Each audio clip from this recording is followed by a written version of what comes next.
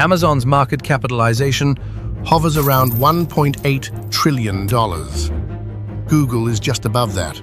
If these companies were countries, their GDP would already rank them in the top 15 richest nations on Earth, ahead of places like Australia, Spain, or Mexico.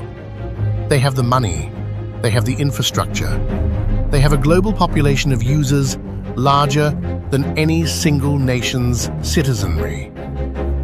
Welcome back to Flipverse. Today, we're flipping the ultimate switch. We aren't asking if they become powerful as nations, we're asking what happens when they literally buy one.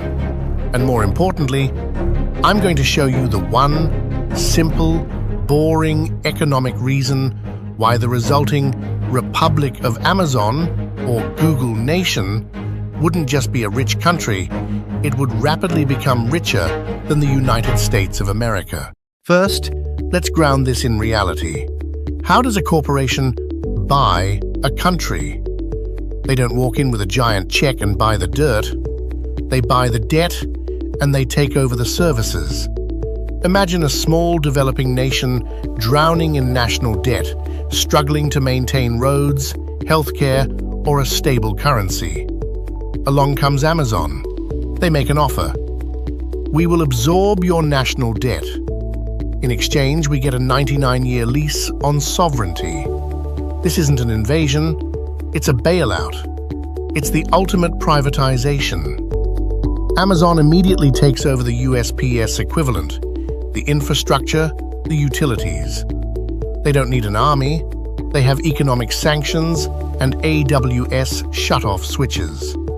They don't need local police, they have ubiquitous surveillance and ring cameras on every corner.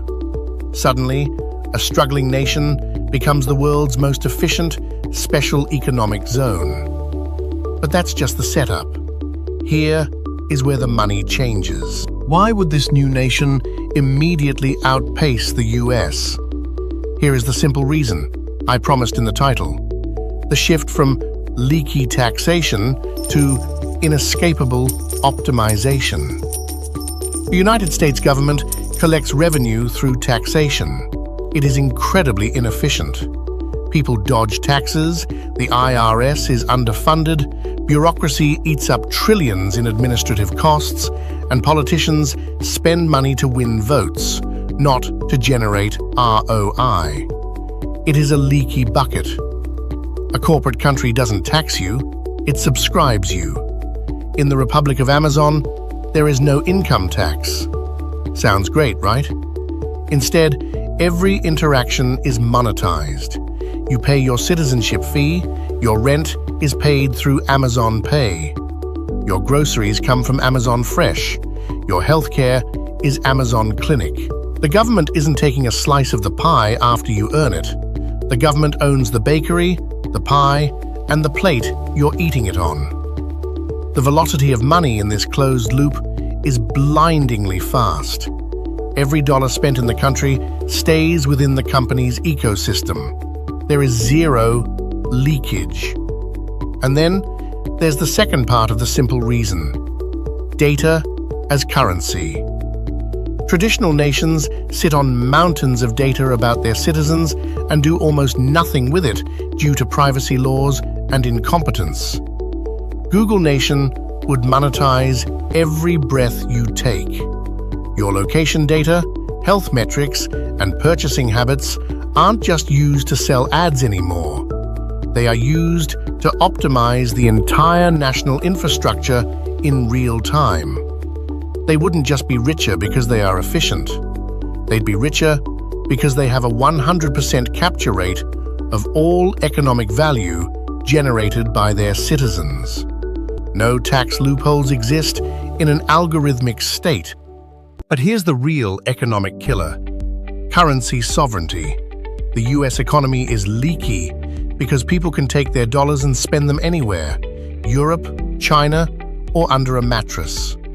In Google Nation, the currency isn't the dollar, it's a digital token. Let's call it Prime Coin. When the government is also the bank and the store, they have 100% capital capture. Every time you buy a coffee, that token doesn't leave the ecosystem. It just moves from one Amazon-owned server to another.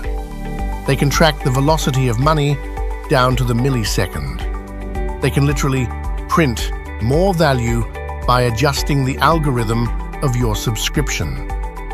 While the US struggles with inflation and tax evasion, Republic of Amazon has a perfectly closed, frictionless loop. That efficiency alone creates a wealth gap the US can never close. So, what is life like in this hyper-efficient, ultra-rich nation? It's probably incredibly convenient. There is no DMV line. Your license renews automatically based on your driving data picked up by Waymo cars. There is no poverty, perhaps, because citizens who can't afford the prime citizenship tier are simply deplatformed, deported. But here is the flip side of this wealth. In the US, you have a constitution. It's messy, it's debated, but it guarantees rights. In Google Nation, you have terms of service. And terms of service can change unilaterally whenever the company decides it's necessary for the quarterly earnings report. You are no longer a citizen with inalienable rights. You are an active user with revocable privileges. The country is richer than the US because it doesn't have to waste money on things like due process or political debate. Efficiency is king. But the wealth isn't just about the money in the bank, it's about how that money changes the global map. What happens when a corporation gets a seat at the UN? Traditional countries have diplomacy. Corporate countries have service-level agreements. If another nation wants to go to war with Google Nation, they don't face an army of soldiers, they face a digital embargo. Imagine a neighboring country losing access to Gmail, Android updates, and GPS overnight. The corporate country doesn't need to win a war, they just need to cancel your subscription to the 21st century. This isn't just a shift in wealth, it's the end of the nation-state as we know it. The map of the world is being redrawn, not by generals, but by board directors. The reason a Google or Amazon country would eventually dwarf the US economy is simple. It is the difference between a messy human democracy and a perfectly optimized, closed-loop machine. The machine will always generate more wealth. But the question Flipverse leaves you with is this. If the price of living in the richest, most efficient country on Earth is that you are no longer a citizen, but merely content for the algorithm, would you move there? Let me know in the comments below. If you enjoy exploring these alternate realities, hit that subscribe button.